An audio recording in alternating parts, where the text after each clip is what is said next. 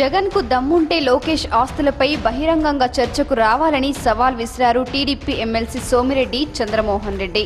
Lotus Pond ఇంటిని ఎన్నికల అఫిడవిట్లో చూపించి దమ్ములేని జగన్ కు నారా లోకేష్ ఆస్తులపై మాట్లాడే హక్కు లేదన్నారు.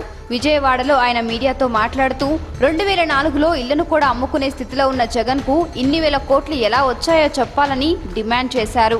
దేశంలో ఏ రాజకీయ నాయకుడికి లేని విశాలవంతమైన ఆస్తులు జగన్ కు ఉన్నాయని ఆరోపించారు.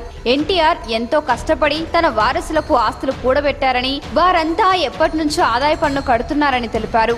చంద్రబాబుపై ఎన్నో కేసులు వేసినా ఒక్కటి నిరూపించుకోలేకపోయారని అన్నారు. ఓటుకు నోటు కేసులో చంద్రబాబు పాత్ర ఏమీ లేదని, అందుకే ఆయన భయపడే ప్రసక్తే లేదన్నారు.